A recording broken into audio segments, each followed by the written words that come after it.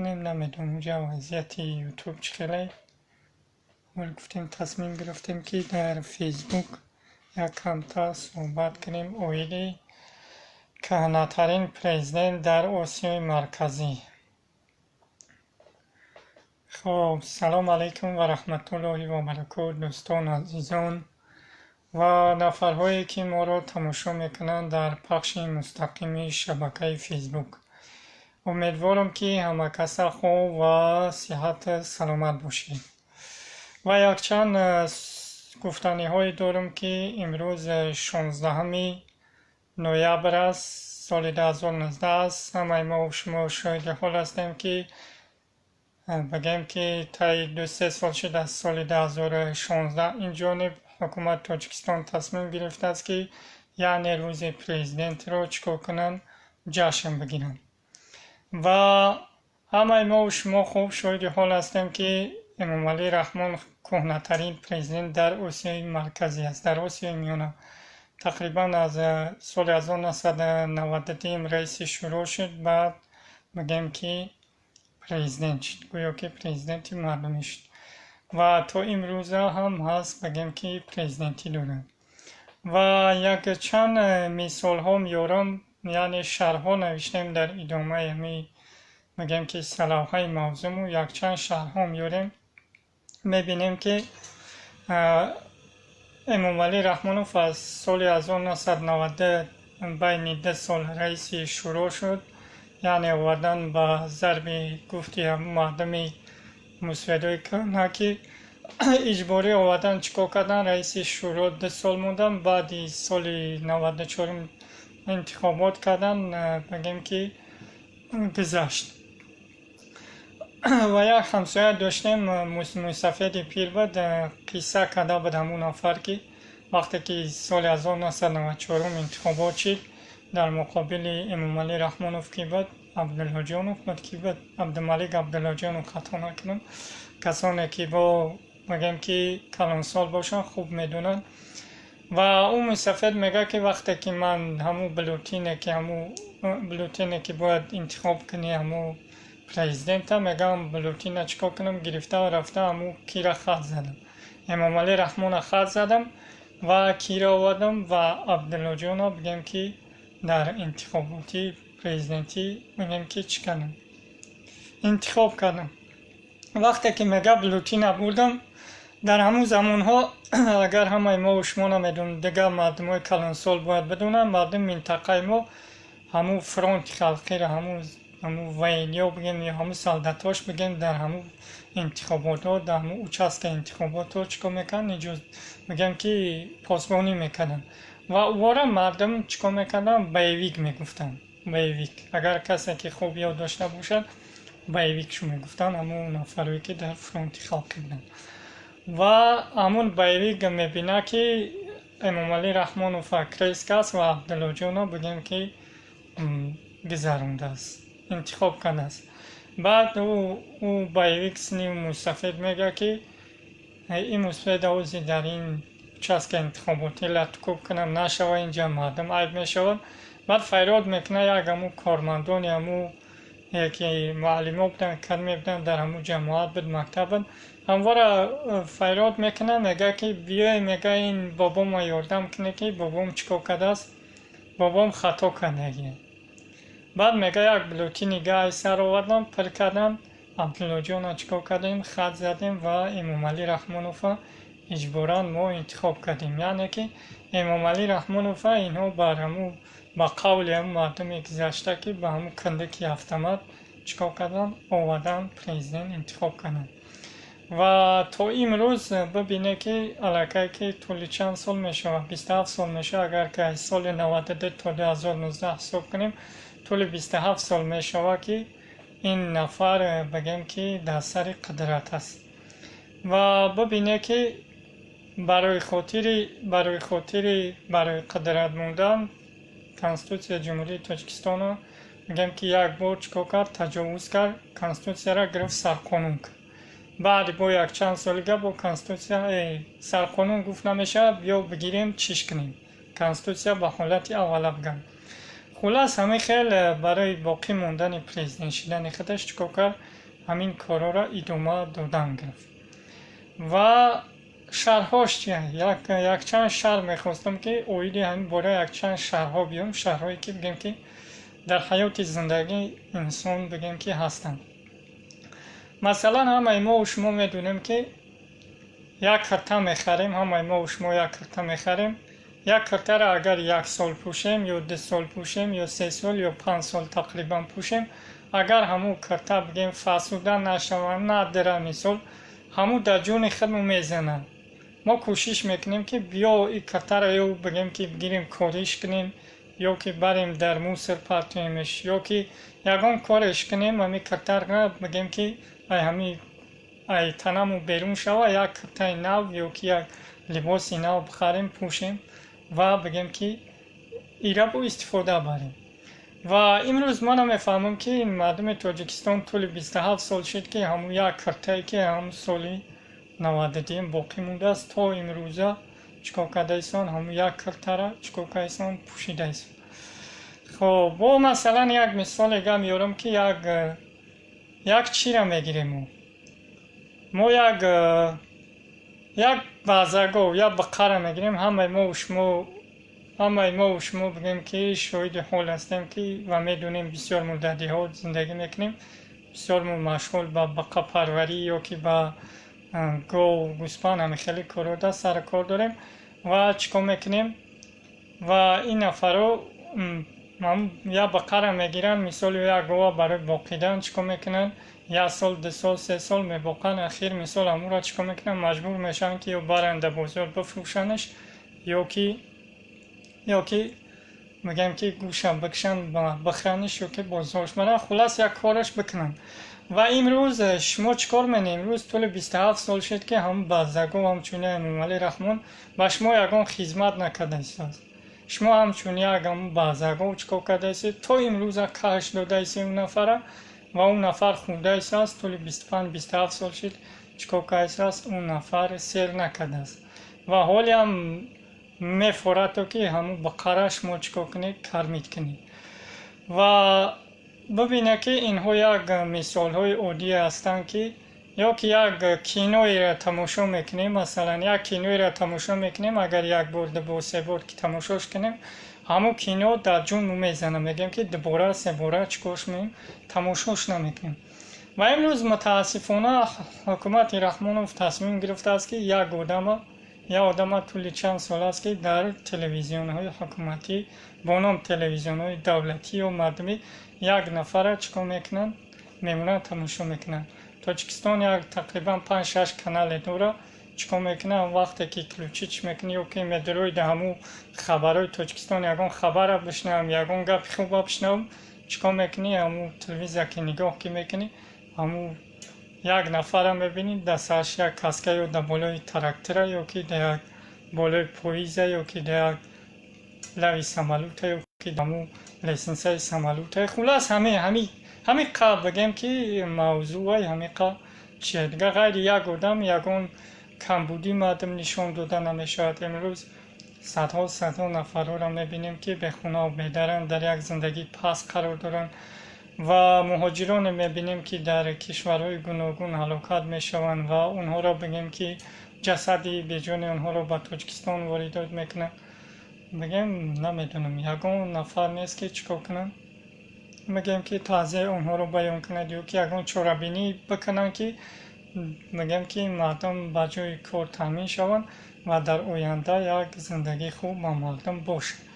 و امروز متاسفانه باز هم شرم ناکرده روزی پرزیدنت رو جشن میگیرن و صدها و هزارها آدم میبرن برای راهپیمایی برای روزی تعجیل بگیم که پرزیدنت امروزه گویا که این نفر یک خدمت های شایسته کرده است برای ما. تقریبا ما اینو بگیریم که 5000 نفر گویا امروز نشان دادن که در ولایتی بگیم که مختار بدخشان خاروغ بگیم که نشان دادن که 5000 نفر بگیم که به راهپیمایی پرداختن و گویا که امامعلی رحمان چیکار میکنن دستگیری میکنن که ما طرفدار شما هست. و من یک سوال دارم با 5000 نفره که امروز شما به راهپیمایی برآمده و یک سوال به شما میآید که آیا همه پدر مادر خشت برای شما در نزدیک شما که امروز برای یک نفر موملی رحمان چکار میکنی؟ شما 5000 نفر بگیم که میبروی وای میکنی راهپیمایی میکنی. مادامی که همه اگر که همه میشمارن 5000 نفره که اجبارا ما میدونم که اون بگیم که دانشجویان هستن اجبارا میفرورن شما اگر که بگن که شما نبرای در این قد کوچه شما را چکار میکنی یا که زچاتات وانا میدن خلاص یکون کارتون میکنی و دیگر چکار میکنن و مجبور میشن که اون بیرقچه را بگیرن بفران به راهپیماییش و همین طریقه چکار میکنن مردم ها بگیم که گویا که و قول خودشو شیرین میکنن که ما همچون یک پیشوای معظم داریم و دیدیم که امروزها ساختکاری های اون نفر را دیدیم که روز تا روز بگیم که معلوم شده ایستن. و بازم یک شرحیگه دارم اویدی این رژیم ببینه که این رژیم در طول 27 سال شد که میگویم که آباد کرد نفره می نویسن یا در کامنت های که در آینده می نویسن گویا که امامعلی رحمانوف بعد آمدن او سالهای 90 مثلا سالهای 90 ما مثال میگن در یاد بیو که ما شما چخیل بده و سرا بده و همه ما و شما شاید حال هستیم که 16 امروز 16 نوامبر 16 نوامبر سال 1992 وقتی که رئیس شورا شد خود امامعلی رحمانوف تا این زمان اگر که در تاجیکستان ما گرچند که ناآرامی بود جنگ جنجال بود نافهمی ها در این بگم که حکومت تاجیکستان بود اما حکومت تاجیکستان یگان شهروندش چکا نبود بیرون از خارج نبود. مثلا در قرغان تپه جنگ شده بود مردم قرغان تپه قش گرفته بود بگم که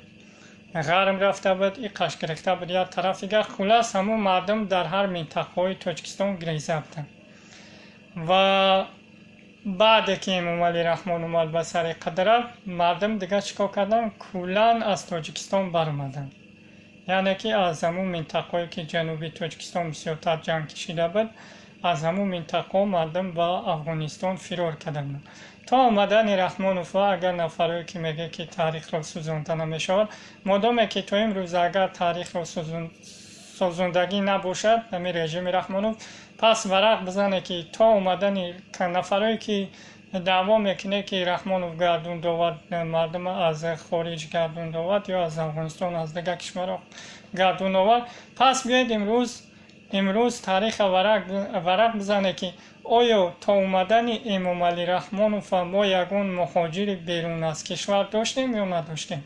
سوال میاد. وقتی که ما تا اومدن امامعلی رحمانوف مهاجر که نداشتیم یگان گریزه نداشتیم پس دیگه چی دعوا میکنه که امامعلی رحمانوف چیکار کرد رفت 100,000 آدم یا 500,000 آدم از خارج کشور بگیم که به تاجیکستان اومد مادامی که امامعلی رحمانوف 16 نوامبر اومد 16 نوامبر به سر قدرت اومد ماه دکبر علاقه چیکار کردن مردم شروع کردن با گریزه شدن بگیم که افغانستان و دیگر کشورها چیکار کردن گریزه شدن تا آمدن امامعلی رحمانوف و در این سخن من جواب میدم و مطمئن هستم که تا آمدن امامعلی رحمانوف ما یگان گریزه ای تاجیکستان در افغانستان و در دیگر کشورها نداشتیم. وقتی که امامعلی رحمان که اومد بعد مردم چیکار کردن از کشور فرار کردن و ببینه که خیلی مثلا در جنوب تاجیکستان اصلا در جنوب تاجیکستان تا آمدن رحمانوف در جنوب تاجیکستان از قرغان تپه بگیم که جنگ شده بود فقط یک گروه گریزه شده فقط اپوزیسیون که نفرایی که مخالفت میکردن با ضد حکومت تاجیکستان با ضد فرانت خلقی همون نفرها فقط بگیم که مهاجر شدن اگر که بگیم که مهاجر نشدن پس چرا که امروز سوال چرا مردمی سوخت یعنی سابق لیناباد مهاجر نشد چرا مردمی بدخشان مهاجر نشد برای که دو منطقه تنج بود فقط در یک منطقه بگیم که جنوبی تاجیکستان و تابع مرکز بگیم که خود دوشنبه کمتر نارامی بود و تا آمدن رحمانوفا من مطمئن هستم و گفته میتونم که تا آمدن رحمانوفا ما از بیرون کشور مهاجر نداشتیم و ادامه داد. این جنگ شد طولی بگیم که چند سال، 5 سال جنگ کردن. بعد 5 سال اومدن صلح کردن و چکار کردن؟ سال 2015 بود 2014 بود صلح شد، از بین بردن و یک از اساسگذاری صلح و وحدت و سال 2016 پیشوای ملت اساسگذار صلح و وحدت و امروز طول 3 سال است که یعنی که خچه بگیم که چکار کرده است پریزیدنتی که با یک روز دیگر تعجیل کردن برای این. پس بعضی کمیته میگه که ما تنظیم داریم، انعنه داریم. پس سوال به میان میآید که مادامی که شما تنظیم دارید، انعنه دارید، پس چرا این هزارها نفر را چکار میکنید؟ جمع میکنید، گردی همایی میکنید. پس چرا یک نفر اعتراض کردن یا که گردی همایی کردن ممنوع بوده است؟ یک نفری که مثال برای حق و حقوق خودش میبراید، بگیم که در کوچه ها مثال طلب میکنه از حکومت امروزه بگیم که تاجیکستان طلب میکنه برای او راهپیمایی اعتراض کردن ممنوع بوده است. برای بگیم که جشن رحمانوف، برای روزی که عید رحمانوف باشه، برای او چکار میکنه؟ بگیم که ممنوع است. بگیم که برای اون نفرهایی که برای پیشواز رحمانوف 5000 آدم میفرند در قد کوچه، برای او ممنوع نیست. برای اون نفری که مقصد که از حق و حقوقش دفاع میکنه، از دینش، آیینش، از فرهنگش، از همه چیز بگیم که میفرویه حقش بگیم که دفاع میکنه و اون نفر چکار میکنه؟ میبره زندانی یا که اکستریمیست تروریست گفته میبره و جریمهش مینه یا کوریگش میکنه. خلاص من میخواهم که صحبت طولانی کنم و این پریزیدنتی که در سر حاکمیت ما ششتگی است، یعنی حاضی خدشه پیشوا و اساسگذار صلح و وحدت گرفته است و این باید حتما از من برود، چون که تا این روزه این نفر یگان خدمت به مردم نکرد. بعضی هم میگن که راه ساخت، بگذار راه ساخت، برای ما رای سوخت ساخت، برای ما رای بگیم که بدخشان ساخت، چه چیزی ساخت. مثال در همون چیش در همون تاریخش میمونه که هم راه ساخت. نه که پس وال میشود که چرا امروز تاجیکستان عزیز ما علاقه بگیم که قرض ما از میلیاردها بگیم که عبور کرد، از هزارها، از میلیاردها دلار. علاقه امروز یک کودک تولد میشود، علاقه 500 دلار بگیم تقریبا شاید که زیاد، از 500 دلار اون نفر بگیم که چکار میکنن؟ قاضی دارد. و اون نفرهایی که امروز چاپلوسی مینه و لگن برداری میکنه و مطمئن باشه که فرد امامعلی رحمانوف گرفت، فرد که بگذار که فرد امامعلی رحمانوف از سر قدرت گرفت و پس شما مطمئن باشه که این سومی که 3 میلیارد دلار به نام شما گرفتگیه امروز تعریف میکنه که ما را راه ساختن، ما را ایرپورت ساختن، دیگر ساختن و مطمئن باشه که هر یک شما این سوم چکار میکنه؟ برمیگردونه به کدام کشورهای باشه. خب چین باشه، امریکا باشه، فرانسه باشه، اروپا باشه، کم کشوری باشه، شما حتما این سوما میگردونید. سوما که گردونده نتونسته مجبور میشه که یک پارچه زمین تو با اون کشور بگیم که هدیه کنید. و برای شما گفتنیم که آینده فرزندات و آینده ملت و فکر کنه و یا به خلاصه بیه که امروز فردا مثل همون کردای نشیم که از وطن به وطن بشیم و ببینه که تعریف میزنه که 100,000 آدم رحمانوف برگردون از خارج کشور برگردون و امروز تقریبا بهتر 2 میلیون بگیم شهروند تاجیکستان چکار میکنن؟ در و در خاک بسر هستن. هر یک نفر شما تقریبا همینجا چند بسیاری نفرها مهاجر هستن. مهاجره ببینه که اگر کدمت که مادر داشته باشه وقتی که صحبت تلفنی کنه یکم سوال مادر بعد از سلام علیک این است که میگوید که فرزندم میگه که با دعوتون میگه چخیله، با دعوت خوب است خوب نیست، اگر یکم سوال شه. برای که امروز ببینه که هر یک مادر غم فرزند چه میخواد که فرزندش با دعوتش سر باشه، در بیرون کار میکنه، در درون کار میکنه، چخیله سرد گرم همون بعد چه هش گوشه در همون بگیم که فرزندش. پس مادامی که میخواه که کشور آباد باشه و در نزد فرزنداتون، در نزد مادراتون باشه، مادرات واقعا میشماره نخرن. پس بیاید امروز یک وطن بسازم که آینده این ما را کنم. پس خدای نخواسته ما پیر میشیم میگردیم به وطن میریم، باز همین چیکار میکنم، باز همین مادامی که رحمان و فرزند شمال یا که یک نزدیک خدشمون، باز همین کار ادامه میشه. با ما میریم در تاجیکستان میشینیم، فرزندها را چیکار میکنیم، با دیگر کشورها روی میکنیم که برایش ما چیکار کنیم، مهاجر شیم. تا که مثال ما یک کشور بودیم که از حکومت بگیم شوروی همچون یک کشور اگراری گرفتیم و سال جنگ هم اگر که کسان کلان سال باشن خوب یاد دارن، در سال جنگ ما یگان چی تلفات ندادیم اصلا. اگر که 100% حکومت شوروی را ما اگر که 1% تلفات داده باشیم و 99% باقی مانده زمان شوروی را ما تلفات ندادیم. بعد از جنگ، بعد از صلح چیکار کردیم؟ همه را بگیم که هم پاره کردیم.